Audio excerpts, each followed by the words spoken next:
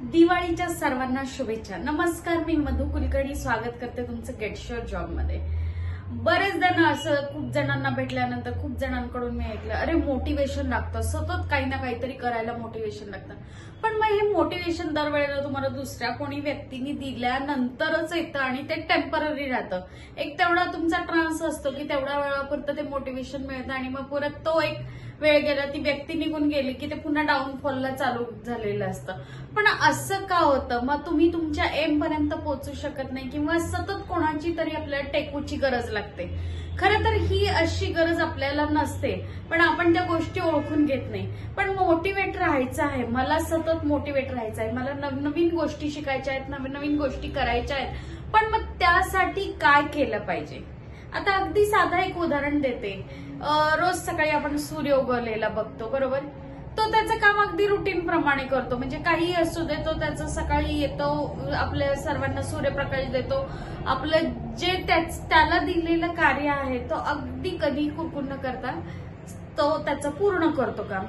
मग आपल्याला सतत का लागतं टेकू? मग त्याचं एक उदाहरण आपल्यासाठी आहे की तो जर त्याचं काम निसर्गाने ठरवून दिल्याप्रमाणे जर तो करत आहोत तर आपण आपल्या कामाचा कंटाळा केला नाही पाहिजे। पण मोटिवेट राहायचं असेल तर करायचं काय, हा महत्वाचा मुद्दा आहे। तर सर्वप्रथम ना छोटी छोटी कामं घ्यायची, म्हणजे अगदी तुमची 1 मिनिटात 2 मिनिटात एखादा फोन कॉल, एखादा मेल वगैरे होते आणि मग ते काम झाल्यानंतर वाह, आपण स्वतःला शाबासकी द्यायची, यस तू एक काम कंप्लीट केलंय बरं का, असं मनातल्या मनात। जोरात तुम्ही स्वतःला स्वतःच्या पाठीवरती नाहीये देऊ शकत, पण एक आपण आपल्या मनाला की अरे येस मी हे केलेलं आहे।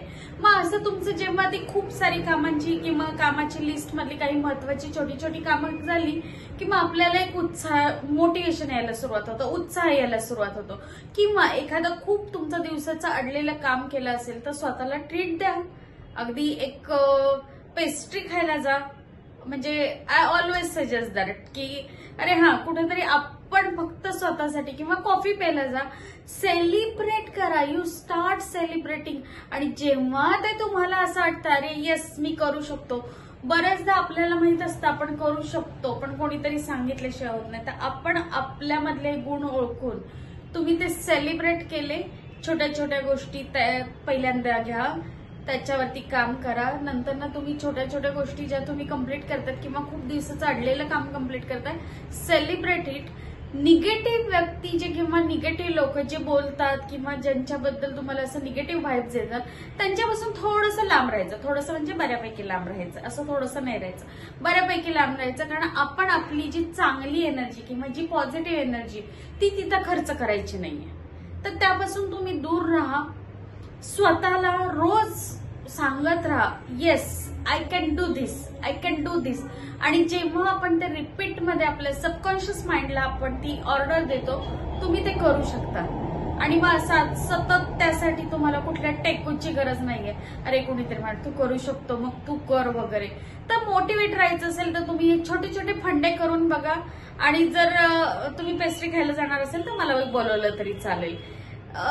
Y I am telling you, म्हणजे याचा अर्थ तुम्ही काहीतरी असं काम करा आणि स्वतःसाठीचं एक पेस्ट्री और coffee, something you can do for it your on.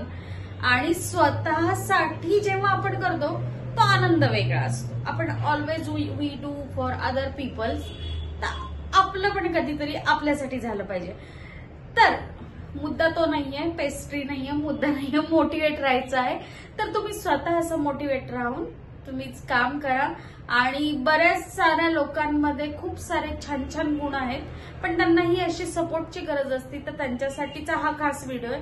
Video आवडला असेल तर लाईक, शेअर आणि सबस्क्राईब करा आणि तुमचे कमेंट्स येऊ द्या। तिथे थोडंसं आपण म्हणूयात की थोडंसं तुमचा हात लूज सोडून तुम्हाला जर एखाद्या सब्जेक्टवरती पर्टिक्युलरली पाहिजे असेल की या विषयावरती तुम्हाला व्हिडिओ हवा असेल तर तुम्ही सजेस्ट केलं तर it is going to be appreciated. आम्ही नक्की त्यावरती व्हिडिओ बनवू। आणि जर आवडलं असेल तर लाईक, शेअर आणि सबस्क्राईब करा। धन्यवाद।